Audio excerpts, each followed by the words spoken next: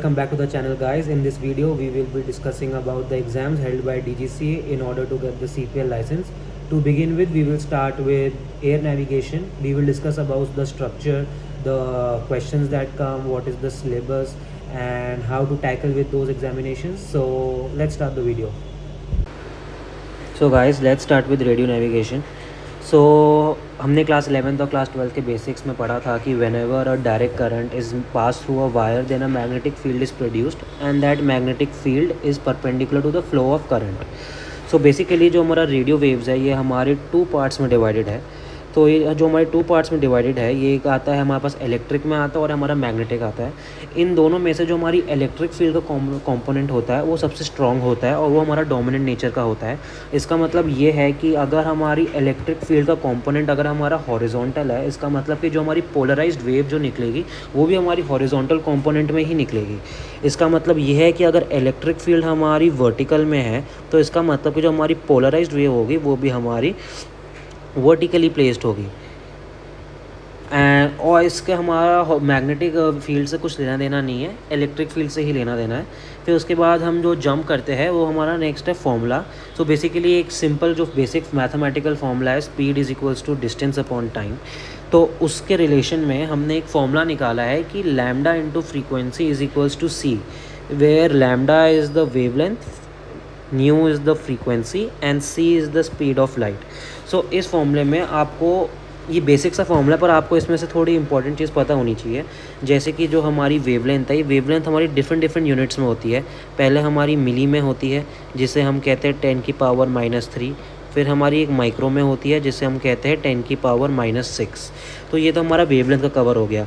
Next जो हमारी frequency है, तो फ्रीक्वेंसी के भी बहुत सारे टाइप्स होते हैं. किलो हर्ट्ज़ होता है, मेगा हर्ट्ज़ होता है and there is giga hertz. So kilohertz is basically 10 to the power 3, megahertz is 10 to the power 6 and gigahertz is 10 to the power 9. And the next जो एक constant आता है वो आता है हमारा स्पीड ऑफ लाइट. तो स्पीड ऑफ लाइट तो सबको ही पता है, एक बेसिक है 3 × 10⁸ मीटर पर सेकेंड. ये तो सबको ही पता होता है. बट जो हमारी डिफरेंट यूनिट्स होती है, जैसे हमारी स्टैचू माइल होती है और हमारी नॉटिकल माइल होती है. तो नॉटिकल माइल में इट्स बेसिकली 1,62,000 नॉटिकल माइल पर सेकेंड. और अगर एक एक्स्ट्रा यूनिट में हम बात करें तो that is statue miles. So in statue mile it is basically 1,86,000 statue miles per second. तो ये तो हमारा इस फॉर्मूला के बारे में हो गया. So the next constant that comes to us is basically tau. Tau is basically the reciprocal of the frequency, और we can say that frequency is reciprocal of tau. So tau basically होता क्या है? Tau is basically a period. So period is basically the length of the time taken to create one cycle of a radio wave. Simple words में एक cycle of radio को कितना time लगता है उसको हम पीरियड कहते हैं. तो अगर हम साइकिल वेव की बात करते हैं तो हम इसको एक्सप्लेन करेंगे with the help of a graph. तो आपने ये बेसिक ग्राफ तो हर जगह देखा होगा. सो इस बेसिक ग्राफ में दो extended portion from the base which is basically the x axis, और कोई भी एक्सिस हो, this is called as crest, and the downward from that base is called as trough. तो ये हमारे दो बेसिक टर्म हो गए, क्रेस्ट एंड ट्रफ. और सिमिलरली अगर हम इसको थोड़ा और एक्सटेंड करें ऐसे, तो basically the distance between the two crest is called as wavelength, and the amplitude is basically वो कितना ऊपर जा रहा है. तो दिस इज़ बेसिकली आपका amplitude. So guys, the next topic will be phase comparison. As the name suggests, phase comparison is basically the comparison between phases of two different signals. But the important point is that the signal which we are comparing, they must have or must possess the same frequency. This point is very important. So basically in phase comparison we have two types of waves. One is the reference wave and one is the variable wave. And this can be illustrated with the help of a diagram which is illustrated here. Like this one is the reference wave and this one will become the variable wave. And in order to solve this question, like the question will come like what is the phase difference between them. So in order to solve this question we have two approaches to which we can proceed with this question. The first approach is the mathematical way and the second approach is the referring to the diagram. So in the mathematical approach, so basically we can do this like phase difference is basically the subtraction of the reference signal and the variable signal. Here we can see that the reference signal is starting from the point 0 degrees. Here we can say like this is 0 degrees, and the variable signal is at 90 degrees. So it will be minus 90. So it basically gives us minus 90. But in these type of questions, the phase difference can never be negative. So we can add plus 360 to them, which will basically give us 270. So the phase difference will become as 270.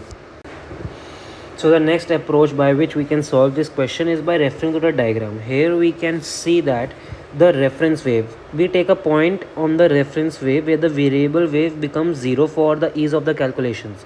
So we can see that the reference wave, this point is the perfect point. We can see that this point. So at this point the reference wave is 270, because if we take this wave, the complete wave makes us 360. So at this point it will be at 270. As it increases at a succession of 0, 90, 180, 270 and 360. So here in this, the phase difference will be reference signal minus the variable wave. So the reference wave is coming out to be 270, and here the variable wave is coming out to be 0 as it lies on the x-axis. So here it will be 0. So the phase difference comes out to be 270. As we can see, mathematical formula and the reference to the diagram case, both the answer are same, but the approach is different. So you can choose both of them. Personally, I would recommend you to use mathematical way, as it gives you a surety and it gives you more confidence as compared to the reference to the diagram case. So now we will try to solve some basic questions using those basic formula that we have learned so far. So in this question we can see that it is saying that the period of one cycle is 0.125 microsecond. So we have learned that period is basically tau. Tau is 0.125 microsecond, and we can convert this into 0.125 micro is basically 10 to the power minus 6. So it is converted like that. Then the number of cycles produced in 1 second would be reciprocal of this, giving, so basically हमने पढ़ा था कि tau is basically the reciprocal of the frequency. So frequency will become 1 upon tau, and this will give us 1 upon 0.125 into 10 to the power minus 6. So after solving this comes out to be 8100000 hertz. Hertz is basically the unit for frequency only, and in order to write in a better way we can use this is 3 and 6, which is equal to 8 into 10 to power 6 hertz, or we can simply say that 10 to the power 6 is basically megahertz. So we can say that 8 megahertz will be the answer for this. So in this, the question is saying that the radio wave is traveling at 300 into 10 to the power 6 meter per second. So basically the question has given us C, which is 300 into 10 to the power 6 meter per second. We can write this as 3 into 10 to the power 8 meter per second. And the period given to us is 0.125 microseconds. So we can convert this into second using the formula like we have discussed before, into 10 to the power minus 6 seconds. The question is asking us to find us lambda. So from the formula we can say that lambda into frequency is equals to C. This is the basic formula, but in this question frequency is not given, but we know that frequency is reciprocal of tau. So we can write this as 1 upon tau is equals to C. So basically we can put down the formula, and lambda into 1 upon 0.125 into 10 to the power minus 6 will give us 3 into 10 to the power 8. So the lambda will come out to be 3 into 10 to the power 8 into 0.125 into 10 to the power minus 6. This will turn out to be 37.5 meters. So the answer will be 37.5 meters. So in the next question it is saying us that the frequency of the radio wave is 121.5 megahertz.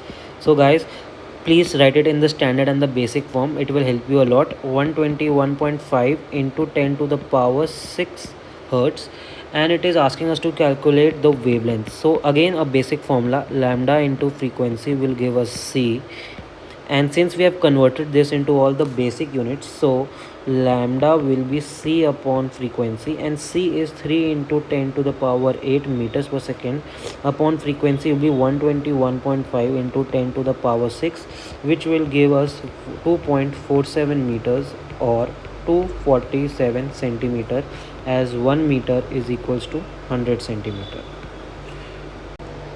Last but not the least, we will be discussing some important points or the points to remember for this particular lecture. So starting with that, we should always remember that electric field will be always perpendicular to the magnetic field. Second, the plane of polarization will always depend upon the electric field, not the magnetic field. Third, I will give you an example for the phase comparison question. For example, the reference wave is 110 and the variable wave is 315. So the phase difference formula will come out to be reference minus variable, which is equals to 110 minus 315. So basically this will come out to be minus 205 plus, but this is in negative, but this has to be in positive, so we will add plus 360. So 360 minus 205 will give us 155. It will give us 155, so that will be the answer. The fourth point being that frequency into lambda will give us the speed of light. Fifth point and the last point is that the frequency is the reciprocal of tau, where tau stands for the period.